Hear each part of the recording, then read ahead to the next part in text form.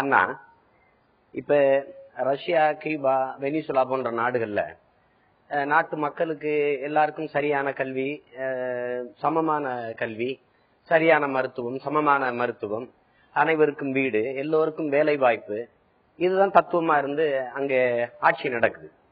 ஆனா இந்த பொது உடைமை தத்துவத்தை முதலா பூமியிலே விதைச்சவன் நம்ம பாட்டானத்தான் இருக்கான். கணியன் பூங்குன்றன் யாதும் ஊரே யாவரும் கேளீர் என்று. அதற்கு பிறகு நமது முப்பாட்டன் வள்ளுவன் பகுத்துண்டு பல்லுயிர் ஓம்புதல் நூலோர் தொகுத்தவற்றில் எல்லாம் தலை என்று பாடுவார். நமது இன்னொரு முப்பாட்டன் அகத்தியன் உலகம் சமநிலை பெற வேண்டும், உயர்வு தாழ்வில்லா நிலை வேண்டும் என்று பாடுறார்.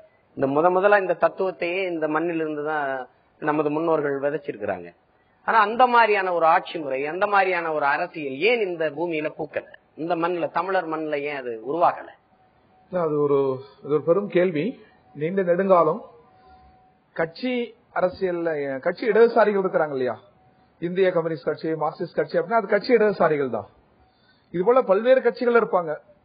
பல்வேறு கட்சிகள் இருந்தாலும் அவர்களும் நல்லெண்ணம் படைத்தவர்கள், முற்போக்கு எண்ணம் உள்ளவங்க இருக்காங்க இல்லையா, அவர்கள்லாம் சமூக இடதுசாரிகள். எழுத்தாளர்களாக, கவிஞர்களாக, உங்களை போன்ற திரைப்படத்துறையில் பலருக்கு கூட இவர்கள் சமூக இடதுசாரிகள். இன்னும் நல்லெண்ணம் படைத்தவர்கள். எல்லோருடைய விருப்பமும் ஒரு சமதர்ம உலகம் தான்.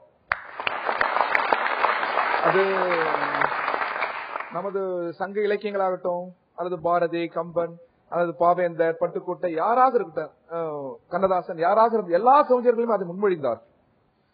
அதே போல நம்ம தமிழ் கூறும் நல்லுலகம் மட்டுமல்ல, புத்தர் அதற்கான ஒரு கோட்பாட்டை உருவாக்கினார், சமத்துவ கோட்பாட்டை. இன்னும் சொல்வது என்று சொன்னால், இந்த சமத்துவ சிந்தனையே கௌதம புத்தர் உலக கரித்தது என்கிற ஒரு கருத்தம் ஆழமாக இருக்கிறது. அப்படி உலகத்தில் சைன்ஸ் சைமன், ஹெவ்ரிலாஸ், பெரும் மேதைகள் உலகம் முழுவதும் தோன்றி மெல்ல மெல்ல மெல்ல அது ஒரு வடிவம் பெற்றது மார்க்ஸ் வடிவம். எனவே மார்க்ஸே சொல்றார், என் சிந்தனையில் உதித்ததல்ல, நீண்ட நெடுங்காலம் மனித குலத்தின் முன்னோர் சிந்தனையில் உதித்ததை நான் உள்வாங்குகிறேன் அப்படின்னு. எனவே ஒரு அந்நிய சிந்தனை அல்ல, அது அந்நிய கருத்தோட்டம் அல்ல. அது என்னன்னா, நீங்க கேட்ட கேள்வி ரொம்ப ஆழமான கேள்வி. அதற்கு முன்னால் நான் அதை நம்ம ஆம் ஆத்மி நண்பர் சொன்னது, அரசியல் சாக்கடை சாக்கடை என்றார, அது தவறு. அரசியல் சாக்கடை இல்ல, அது வாழ்க்கை முறை. எனவே அந்த போயிடக்கூடாது. இன்னும் சொல்ல போனா சாக்கடை சாக்கடைனால அந்த பொருள் கூட நான் பேசுறேன். சாக்கடை இருக்கிறது, சாக்கடையில முழுகி சுத்தம் பண்றான் பாரு தொழிலாளி, அவனுக்கு கூலி உயர்வு, அவனுக்கு சலுகை என்பது அரசியல் இல்ல, அவனையே அதிகாரத்துக்கு கொண்டு வருவதுதான் அரசியல். மரியாதைக்குரிய கெஜ்ரிவால் என்ன சொல்றாருன்னா, இந்த இவர்களுக்கெல்லாம் சலுகை செய்யணும் இல்ல, நாங்க சொல்றது அவனை அதிகாரத்தில் அமர்த்துவது. கெஜ்ரிவால் அல்ல, கடைகோடியில் இருக்கிற உழைக்கிற மக்கள். எனவே அரசியல் அது வேறுபாடு. நீங்க கேட்டது அப்புறம் நண்பர் சொன்ன இன்னொன்னு சொல்லிடுறேன். சுவிட்சர்லாந்து ஒண்ணுதான் எடுத்துக்கலாம். தேசிய இனங்களுக்கான உரிமை சட்ட வடிவில் மிக சிறப்பாக இருக்கிறது சுவிட்சர்லாந்தில், அதை எடுத்துக்கொள்ளலாம். ஆனா சுவிட்சர்லாந்து இந்தியாவும் ஒப்பிட முடியாது. உலகத்துல கொள்ளையடிச்ச கொள்ளக்காரெல்லாம் அங்க திருடனமா பணம் போட்டு வச்சிருக்கிற நாடே அதுதான். அதை நீங்க காட்டாதீங்க. அதை விட இந்தியா பல மடங்கு உயர்வு அரசியல் சாசனத்தில், ஜனநாயகத்தில், பண்பாட்டில், கலாச்சாரத்தில். சமூக அரசியல் ஜனநாயகம் சட்டம் வழங்குவது, சமூக ஜனநாயகம் மனிதன் சக மனிதனுக்கு வழங்குவது. அதற்கு என்ன பண்றது? அதுக்குதான் ஒரு கலாச்சாரம் தேவைப்படுகிறது, பண்பாட்டு கூறுகள் தேவைப்படுகிறது. நம்ம முன்னோர்களிலிருந்து, தமிழ் கூறுகளிலிருந்து நல்ல மரபுகளை உள்வாங்கி ஒரு புது சமூக அமைப்பு தேவை. புதிய மனிதர் அல்ல. நம்ம நீண்ட காலமா ஷீலாஜித் பார்த்தோம், அது பழைய மனுஷியா தெரிஞ்சது. கெஜ்ரிவால் புதிய முகமாக தெரிகிறது. நான் மன்னிக்க வேண்டிய மரியாதை இருக்கிறது கெஜ்ரிவால் மீது. கெஜ்ரிவால் என்கிற புதிய முகத்தை விட அவர் பற்றி நிற்கிற கொள்கை புதிய கொள்கையாக இருக்க வேண்டும் என்று நான் விரும்புகிறேன். அப்பதான் இந்தியாவுக்கு ஒரு மாற்றம். காங்கிரஸ் பிஜேபிக்கு மாற்றாக கெஜ்ரிவால் பெற்ற வாக்கை ஜனநாயக முறைப்படி இருகரம் கூப்பி நான் வரவேற்கிறேன், வாழ்த்துகிறேன். அது வேற. கெஜ்ரிவால் ஒரு இயக்கம். மனிதன் மீது குவிக்கப்பட்டிருக்கிற ஜாதி பற்றி என்ன மதிப்பீடு, மதமாச்சாரியங்கள் பற்றி என்ன மதிப்பீடு, ஏழை பணக்காரன் நாட்டினுடைய செல்வங்களை எல்லாம் சிலர் வைத்திருக்கிறார்கள், உழைக்கிற கோடிக்கணக்கான மக்களுக்கு உணவில்லை, அதை பற்றி என்ன மதிப்பீடு, எல்லாவற்றையும் நான் எளிமையாக கேட்கிறேன். அண்டை நாடு 1,00,000 பேர் படுகொலைக்குள்ளாகி விட்டார்கள். என்றைக்காவது ஒரு நாள் கெஜ்ரிவால் அந்த படுகொலை செய்த அந்த படுகொலைக்காரர்களை கண்டிக்கிறேன் என்று டெல்லி விதிக்கு வந்தது உண்டா? இது அரசியல். இதுதான் அரசியல். மனிதகுலத்தின் விடுதலை தான் அரசியல், மனிதகுலத்தின் மேன்மைதான் அரசியல். இந்த ஊழல் இந்த சமூக அமைப்பால் உருவாகிறது. இது மாறாமல் ஊழலை மாற்ற முடியாது. சமூக அமைப்பே ஊழல். உடுக்கை எழுந்தவன் கை போல அங்கே இடுக்கன் களைவுதான் நட்பு என்று நமக்கு இன்னல் ஏற்பட்டவதெல்லாம் நட்பு பாராட்டிய நாடு சோவியத் யூனியன். கீழ்திசை நாடுகள், கிழக்குலக நாடுகளுடைய விடுதலை போரை அங்கீகரித்த நாடு சோவியத் யூனியன். இன்னைக்கு அதுக்கு இல்ல. அங்க என்ன ஒரு பெரும் சிறப்புன்னா, 1917க்கு முன்னால் உலகத்தில் ஆட்சிக்கு வந்தவர்கள் எல்லாம் பிரபுக்களின் ஆட்சி, மன்னர்களின் ஆட்சி, மந்திரவாதிகளின் ஆட்சி இப்படிதான் இருந்தது. முதல் கருத்தால் கரத்தால் உழைக்கிற மக்களின் ஆட்சி லெனின் தலைமையில் தான் 1917 அக்டோபர் சோசியலிஸ்ட் புரட்சி என்று வந்தது. அதான் உலகத்தின் திருப்பு முனை. அதுக்கு முன்னால் அப்படி ஆட்சி இல்ல. அதெல்லாம் அமெரிக்காவில் பிரிட்டன்ல பெரிய பெரிய ஸ்காலர்ஸ் என்ன சொன்னா தொழுநோயாளிகளின் ஆட்சி தான், பெக்கர்ஸ் பிச்சை எடுக்கிறவர்களின் ஆட்சி தான். லெனின் ஆம்னார், நேற்று வரை பிச்சை எடுத்தவர்கள், நேற்று வரை தொழுநோயாளியாக இருந்தவர்கள் இன்றைக்கு ஆட்சி அதிகாரத்தில் இருக்கிறார்கள், உலகம் இதை தெரிந்து கொள்ளட்டனார் லெனின். என்ன அன்னைக்கு லெனின் என்ன பண்ணாருன்னா, நீண்ட நெடுங்காலமாக இயற்கை வளங்கள் தனியாரிடம் இருந்தது. லெனின் இயற்கை வளங்களை நாட்டுடைமையாக்கினார். இன்னைக்கும் இந்தியாவில் கொஞ்சம் இருக்கு. அதுக்கு காரணம் அவர் துவக்கி வைத்ததுதான். இதான் அடிப்படை. ஒரு நாட்டின் குடிமக்களை பிரித்து விடக்கூடாது. ஜனநாயகம் என்பதே அதிகாரத்திற்கான கோட்பாடு தானே. அதிகாரம் அவர்களுக்கானது அப்படின்னா செல்வ வளங்களும் அவர்களுக்கானது. அதிகாரத்தை வழங்குற மக்களுக்கு சோறு இல்ல, வீடு இல்ல, உடை இல்ல, கல்வி இல்லைன்னா என்ன ஆகுது? 60 கோடி மக்களுக்கு இங்க இல்ல. அது ஒரு முதல் இந்தியாவில் இருக்கிற மக்களுக்கு அது இருக்கிறது, நடுத்தர மக்களுக்கு இருக்கிறது. விளிம்பு நிலை 60-70 கோடி மக்களுக்கு அதில் அமர்யாசன் சொல்வது போன்று இல்ல. மூன்றாவது இந்தியாவில் அவர்கள் வாழ்கிறார். அந்த மக்களுக்கும் அதிகாரம் வரணும். தப்பா எடுத்துக்குவானா? அதான் ஆரம்பத்திலே சொன்னேன். கக்கன் போல் ஒரு எளிமையான தலைவர் உண்டா? காமராஜர் போ, அண்ணா போ, ஜீவா போ. இந்த எளிமை துவக்கி வைத்தது நாட்டின் தலைநகரில் அல்ல, டெல்லியில் அல்ல, நேற்று அல்ல, அதற்கு முன்னால் தமிழ்நாட்டில் துவக்கப்பட்டு விட்டது. இந்திய அரசியலில் மகாத்மா காந்தி அதை துவக்கி வைத்தார். அச்சுதமேனன், நீங்க சொல்றீங்களா, அச்சுதமேனன் சீஃப் மினிஸ்டர் இருந்த போது ரேஷன் கடையில கியூல நின்னார். நான் இன்னும் சொல்றேன், கோவத்துல சொல்றேன், மகிழ்ச்சி தான் அவர்கள் வெற்றி பெற்றது. ஏன்னா காங்கிரஸ் பிஜேபி தோக்கடிச்சிருக்காங்க, எனவே மகிழ்ச்சி. அது தேவை நபர்கள் அல்ல, இப்பொழுது கொள்கை.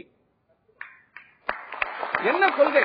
எந்த கொள்கையின்பால் இந்த நாடு என்பதுதான். அந்த கொள்கை சமத்துவ கொள்கையா இருக்கணும். எல்லா வகையிலும் மனிதர்களை நெருங்கி வர கொள்கையா இருக்கணும். ஜாதி, மதம், மொழி, ஏழை, பணக்காரன் இல்லாமல் எல்லா மக்களும் ஓர் நிறை. பாரதி சொல்வார் அல்லவா, எல்லோரும் ஓர்களும் ஓர் நிறைன்னு.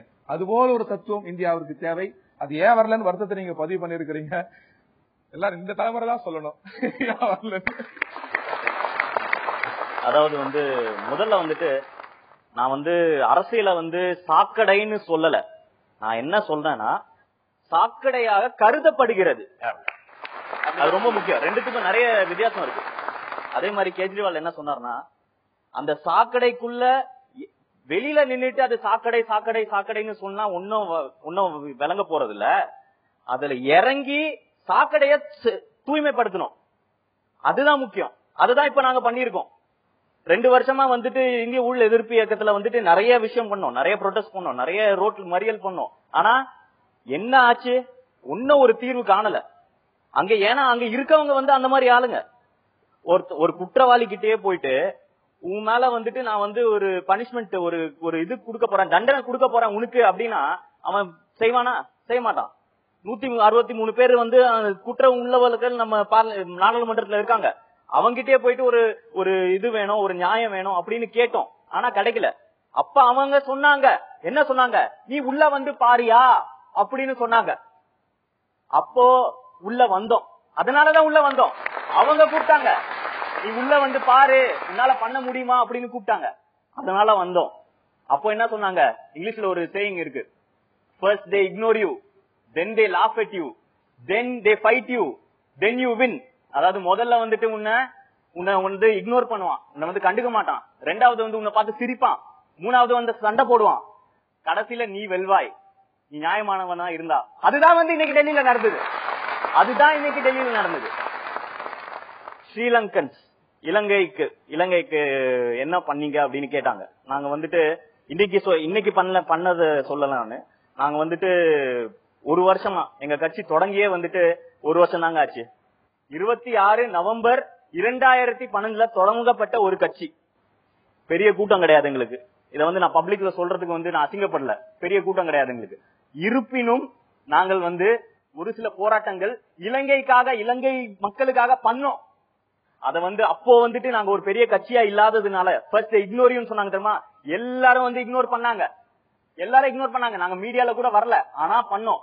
10 பேர், 15 பேர், 50 பேர் சேர்ந்து சென்னையில, இதே சென்னையில போராட்டம் பண்ணோம். ஏன் வெளியில வரல? உங்களுக்கு தெரியும் ஏன் வெளியில வரல. அப்பெல்லாம் பெருசா இத பத்தி பேசப்படல. ஆனா அன்னைக்கு கேஜ்ரிவால் ஒரு அறிக்கை வெளியிட்டாரு. இதை எதிர்த்து இன்னைக்கு நான் சொல்றேன், அந்த அறிக்கை இருந்தாலும் இருக்கு.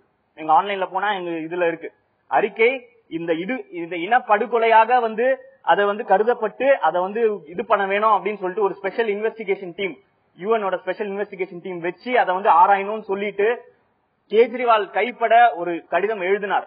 ஆனா அந்த காலத்துல இது நான் சொல்றது ஒரு 8 மாசத்துக்கு முன்னாடி. ஆனா இதெல்லாம் மீடியால வரல. ஏன்னு உங்களுக்கு தெரியும். மூன்றாவது இந்த கொள்கை கொள்கை கொள்கை கொள்கை. எங்கள் கொள்கை என்ன? ரொம்ப சிம்பிள், ரொம்ப எளிமையான கொள்கை. எளிமையா சொல்லணும் அப்படின்னா, மக்களுக்கு என்ன தேவையோ அதான் எங்கள் கொள்கை. இது மக்களின் கேள்விக்கான நேரம். என் பேர் அசோக், திருவாரூர் மாவட்டம் புதுக்குடிங்கிற பகுதியிலேருந்து வரேன். ஒரு கேள்வி வீரபாண்டி ஐயா கிட்ட. சார், ஒரு லஞ்சம், ஒரு ஊழலா இருந்தாலும் சரி, ஒரு பெரிய ஒரு தவறா இருந்தாலும் சரி, அரசியல்வாதிகள் அதிகாரிகளை குற்றம் சொல்றாங்க, அதிகாரிகள் அரசியல்வாதிகளை குற்றம் சொல்றாங்க. இவங்க 2 பேரும் பண்ற அந்த தவறுனால இந்தியா வளர்ச்சி அடைவதில் நிறைய பாதிப்பு இருக்கு. இதை பத்தி உங்களுடைய கருத்து? நீங்க ரொம்ப ரொம்ப ஆழமான மிக சிறந்த கேள்வி ஒண்ணு கேட்டிருக்கீங்க. இப்ப சமீபமா நம்ம நாடு கெட்டதற்கு முதல் பொறுப்பே அரசு அதிகாரிகள் தான், அரசியல்வாதியை விட.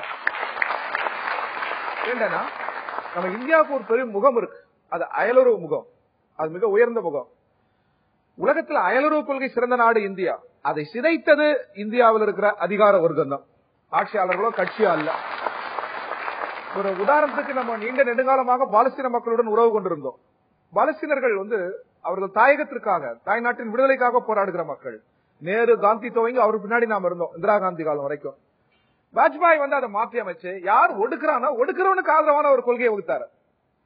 இப்ப இந்த கொள்கையை வகுத்தது யாரானா கட்சிகள் கருத்து சொன்னதா? நாடாளுமன்றத்தில் முடிவு எடுத்துமா? இல்ல, ஒரு 5-6 அதிகாரிகள் கூடி முடிவு எடுத்துதான். அண்டை நாடு இலங்கை, லட்சக்கணக்கான மக்கள் படுகொலைக்குள்ளாகி விட்டார்கள். அந்த மக்களுக்காக ஆதரவான ஒரு கருத்து நிலைக்கு மாறாக அடைக்கு ஒடுக்கிறவனுக்கு ஆதரவான ஒரு கொள்கையை எடுத்தோம். இது எங்க நாடாளுமன்றத்தில் எடுத்தோமா? கட்சிகளை கேட்டு எடுத்தோமா? 4-5 அதிகாரிகளை கேட்டு எடுத்தோம். அதான் அம்பேத்கர் ரொம்ப சொன்னாரு, எப்பவுமே இந்த IPS, IAS, IFS இருக்குது பாருங்க, இது மக்கள் பிரதிநிதிகளுக்கு, இவர்கள்லாம் சர்வன்ட் டு த பீப்புள்னாரு.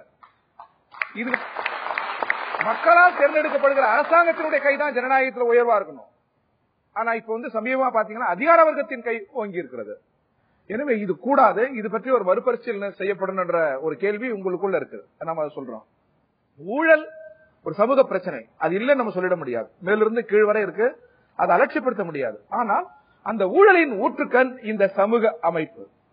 நீண்ட நெடுங்காலமாகவே குறிப்பிட்டவர்களுக்கு செல்வ வளங்கள், நீண்ட நெடுங்காலமாகவே உழைத்துக் கொண்டே இருக்கிறான். இடைவெளி அதிகரிக்கிறது. 1947 இருந்து இன்று வரைக்கும் பாத்தீங்கன்னா பணக்காரர்கள் பணக்காரர்களாகவும் ஏழைகள் ஏழைகளாகவும் ஆகிறாங்க. இந்த இடைவெளி குறையவே இல்லை. இது நான் சொல்ல, அமிர்தாசன் சொல்றார். மனித குறியீடுகளில் இருந்தே அப்புறப்படுத்தப்படுகிறார்கள் என்றாரு அமிர்தாசன். ஆழமான வார்த்தை அது. மனித குறியீடுனா கண்ணு இருக்கணும், கண்ணம் இருக்கணும், முகம் இருக்கணும், பார்த்தா மனித தோற்றம் இருக்கணும். அந்த தோற்றமே இல்லடான்றார். யாருக்கு? மலைவாழ் மக்களுக்கு, நகர்ப்புறங்களில் கிராமப்புறங்களில் இருக்கிற ஏழை மக்களுக்கு. அப்படி 40-50 கோடி பேர் இருக்கிறார்.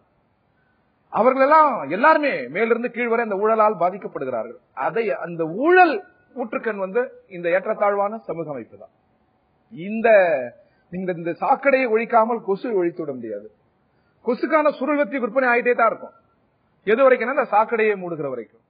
நம்ம சமூக அமைப்பில் சாக்கடை, ஜாதி என்கிற சாக்கடை, மத வெறி என்கிற சாக்கடை, மத வெறி என்கிற சாக்கடை, ஜாதி ஏற்றத்தாழ்வுகள் சாக்கடை, ஏழை பணக்காரன் என்கிற சாக்கடை, மனிதன் மீது அவமானங்கள் செலுத்துகிற சாக்கடை இருக்குது. இந்த சாக்கடையை அடித்து இழுத்து மூடாமல் இந்த மாதிரி தீமைகளுக்கெல்லாம் முடிவெடுக்கணும்.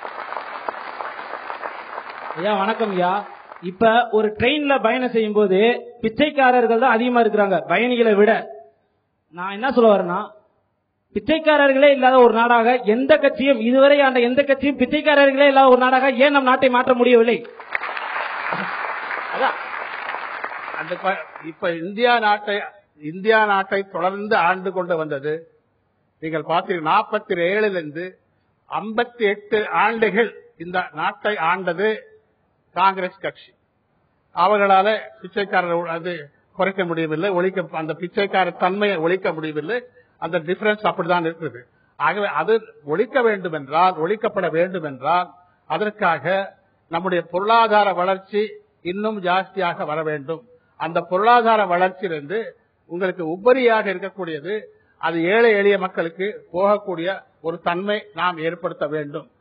நாம் என்றால் நிறைய நாம ப்ரொடியூஸ் பண்ணாமல் நாம ஒன்றும் பண்ண முடியாது. ஆகவே இன்னும் நம்முடைய பொருளாதார வளர்ச்சி ஏற்படுத்தி அதற்கு பிறகு அந்த உபரியை நாம் ஏழை எளிய மக்களுக்கு ஒரு சோசியல் செக்யூரிட்டி என்கிற வகையிலே ஏற்படுத்துவோமையானால் அது முடியும். ஆக முதலாவதாக நாங்கள் செய்ய வேண்டியது improve the per capita income, improve the domestic product, gross domestic product. அதை நாம உயர்த்தலன்னா அதுல நிறைய இண்டஸ்ட்ரீஸ், நிறைய ப்ரொடக்ஷன், நிறைய பணம் ஏற்படணும். அதெல்லாம் வந்தால்தான் உங்களுக்கு அது உபரியாக அது டிரான்ஸ்பர் பண்ண முடியும். இல்லை என்றால் இப்பொழுது நீங்கள் இங்கிலாந்து எடுத்துக்கொண்டிருக்கிறால் அங்கே எக்கச்சக்கமான பிச்சைக்காரர்கள் இருக்கார்கள். அமெரிக்காவில் இவ்வளவு $1 trillion இருந்து கொண்டு பிச்சைக்காரர்கள் இருக்கார்கள். ரஷ்யா எடுத்தால் அங்கேயும் இருக்கிறார்கள். ஆகவே இந்த மாதிரியாக நிலைமை பல நாடுகளில் இருக்கிறது. இது சரி செய்ய வேண்டும் என்றால் increase domestic product and then transfer உபரியை சோசியல் செக்டருக்கு, சோசியல் செக்யூரிட்டிக்காக டிரான்ஸ்பர் பண்ணணும். அதுதான் ஒரு வழி. என் பேர் இந்திரா, நான் பெரம்பூர்ல இருந்து வரேன். என்னோட கேள்வி அண்டே அவர்களுக்கு கேட்கிறேன். நானு ஐயா, பொதுமக்கள், சாதாரண பொதுமக்கள் அவர்களுடைய வருமான கணக்கை காட்டணும்னு சொல்றாங்க. அப்படி அரசியல்வாதி, அரசியல் இருக்கும் கட்சியில் உள்ளவர்கள் அவர்களுடைய வருமானத்தை கணக்கு காட்டுறதில்லை. அப்படின்னா பொதுமக்கள் வாக்களிக்கும் பொதுமக்கள் அவர்கள் முட்டாளாக நினைக்கிறார்களா? பெரிய தவறுகள் செய்தவர்கள் எல்லாம் அவரே சொல்லிருக்கார், ராகுல் காந்தியே சொல்லிருக்கார். ஒரு பெரிய ஓட்டைக்குள்ளே தப்பித்துக் கொண்டு போகிறார். நான் சொல்லல. இப்பொழுது 58 ஆண்டுகள் ஆட்சி நடத்திய அவருடைய பிரதிநிதி ராகுல் காந்தி என்ன சொன்னார்? ஓட்டைக்குள்ள என்ன லாரி இல்ல, ஒரு ட்ரக்கே போகும் இந்த ஓட்டைக்குள்ள. ஆனா சாதாரண மக்களுக்கு ஒண்ணும் நடக்கல. நீங்க சொல்ல 100க்கு 100 இந்த அம்மையாரை நான் பாராட்டுகிறேன், அத்தனை பேரும் பாராட்டணும். ஆனால் அதனுடைய விளைவு என்ன தெரியுமா? அதனுடைய விளைவு, அவர் சொன்னதனுடைய விளைவு, இங்க ஒரு அமைச்சருக்கு ஆபத்து வந்தது. அவர் சொன்ன அடுத்த நாள் இங்க ஒரு அமைச்சர் ராஜினாமா பண்ண வேண்டி வந்தது. அது வேற விஷயம். ஆனால் நீங்க சொன்னது 100க்கு 100 உண்மை. அதை இன்னும் தீவிரமாக சரியான வகையிலே ஏழைகளை பாதுகாத்து இந்த பெரிய பெரிய கொள்ளை அடிக்கக்கூடியவர்களை கண்காணித்து நடவடிக்கை எடுக்க வேண்டியது அவசியம். அதுதான் இப்பொழுது கல்மாடி, டாக்டர் சுரேஷ் கல்மாடின்னு ஒருத்தர் இருந்தாரு. நிறைய பேர், அது ஏகப்பட்ட ஒரு லிஸ்ட் இருக்கு. எல்லாரையும் ஜெயில போடுறது நியாயம். போட்டா நல்லது, நாட்டுக்கு நல்லது. நன்றி. வேற காங்கிரஸ் சொல்றீங்க, நீங்கள் வாங்குகிற பணத்திற்கு நீங்கள் சொல்ல முடியுமா? கணக்கு காட்ட முடியுமா? அவ்வளவு சுலபம் அல்ல. நியாயமான நேர்மையாக கொண்டு போறது கஷ்டம். நீங்க இந்த கஷ்டங்கள் சுலபம் இல்ல அப்படின்னு ஒத்துக்கிறீங்க. இந்த கஷ்டங்களை தாண்டி நீங்கள் வெற்றி பெற வேண்டும் என்று உங்களே நான் வாழ்த்துகிறேன். நன்றி ஐயா. அதே மாதிரி இந்த ஆர்டிஐ தகவல் பெறும் உரிமை சட்டம், அதற்கு எல்லா கட்சிகளும் அடக்க வேண்டும் அப்படின்றத ஆம் ஆத்மி கட்சி மட்டுமே அதை ஆதரித்தது. உங்களுக்கு அனைவருக்கும் தெரியும், தகவல் பெறும் உரிமை சட்டம் 2005 வந்தது. எவ்வளவு ஒரு ரெவல்யூஷனை கொண்டு வந்திருக்கு. இதுவரைக்கும் நம்ம நினைக்க முடியாத. ஆனா எல்லா கட்சிகளும் இன்க்ளூடிங் காங்கிரஸ், பிஜேபி, திமுக, அதிமுக எல்லாத்தையும் அது நிராகரிச்சது. நாங்க மட்டுமே அதை நாங்க அந்த கட்சிக்குள்ள வரோம் அப்படின்னு சொன்னோம். நல்லா வரணும். நம்ம அச்சுத்தமேனன் சொன்னார்ல, ராகுல் காந்தியை பார்த்து புட்டி பால் சாப்பிட்டு, அந்த மாதிரி இப்பதான் பாட்டில் மில்க் சாப்பிட்டு இருக்கீங்க. நீங்க நல்ல ஸ்ட்ராங்கா வரணும். அதை பத்தி வந்தா நான் ரொம்ப சந்தோஷப்படுறேன். வந்தாலும் அப்படிதான் அங்க பள்ளம் கரடு முள்ளல இருக்கு. நீங்க அது கஷ்டம் உங்களுக்கு போக போக தெரியும். அவ்வளவுதான். முடியாது என்று நினைத்தால் முடியாது, மாற்றத்தை கொண்டு வரலாம். நாங்க டெல்லியில மட்டும் இல்ல, இந்தியா பூரா மாற்றத்தை கொண்டு வரலாம். நாங்க இங்க வந்திருக்கோம். ஐயா அவர்கள்ட்ட இந்த மண்ணின் வளம் மக்களுக்கானது என்று இல்லாம மண்ணின் வளமும் மக்களின் நலமும் ஒரு சேர சுரண்டப்படுவதை நம்ம பாக்குறோம். இன்னைக்கு லஞ்சம், ஊழல், கொலை, கொள்ளை, இப்ப இது இந்த அடக்குமுறை, ஒடுக்குமுறை, சுரண்டல், இது அரசியலாயிருக்கு. பதுக்கல், ஒதுக்கல். ஆனா இத்தனை தீய செயல்களில் ஈடுபடுகிறவர்கள் பத்திரமாக பாதுகாப்பாக இருப்பதற்கு அரசியலை பயன்படுத்தி பதவியை தக்க வைத்துக் கொள்வதை நம்ம பாக்குறோம். இந்த அரசியலை நீங்க எப்படி பாக்குறீங்க? இது இந்த அரசியல் தான் மாற வேண்டும் என்று எல்லோரும் நினைப்பது போல நானும் நினைக்கிறேன். அது மட்டுமல்ல, இன்னைக்கு இந்தியாவில் நாம 120 கோடி மக்கள் இருக்கோம். இந்திய மக்களை பொறுத்தவரையில் நல்ல உழைப்பாளிகள். அவங்க இந்த நாட்டுல எல்லா வளமும் இருக்கு. மனித வளம் இருக்கு, இயற்கை வளம் இருக்கு, நீர் வளம் இருக்கு, நிலவளம் இருக்கு, எல்லா வளமும் இருக்கு. ஆனா உலக நாடுகளோட ஒப்பிடும்போது நாம பின்தங்கி இருக்கோம், பொருளாதாரத்துல பின்தங்கி இருக்கோம். இதெல்லாம் காரணம் இன்னும் கொஞ்சம் ஆட்சித்துறையில் இருக்கவங்க இன்னும் கொஞ்சம் முனைப்பா பணியாற்றல. நம்முடைய நாட்டு மக்களுடைய பணம் அவ்வளவு சுவிஸ் பேங்க் போன்ற வங்கிகளில் கோடிக்கணக்கில் முடக்கப்பட்டது. எத்தனை கோடிகளிலிருந்தே அவ்வளவையும் கொண்டு வர வேண்டும், தோண்டி கொண்டு வர வேண்டும். ஒரு நாள் எல்லா மக்களுக்கும் வேண்டிய நன்மையை நம்மால் செய்ய முடியும் என்று பொருளாதார நிபுணர்களே சொல்லுகிறார்கள். இந்த நாட்டிலே எல்லா ஊர்களுக்கும் குடிநீர் வழங்கிவிடலாம் என்றெல்லாம் சொல்லுகிறார்கள். ஆகவே அந்த பணம் முதலிலே கொண்டு வரப்பட வேண்டும். இரண்டாவது, மதவெறி, ஜாதி வெறியை எங்கே தலை தூக்கினாலும் அடியோடு ஒழிக்க வேண்டும். அதுதான் என்னுடைய எதிர்பார்ப்பு.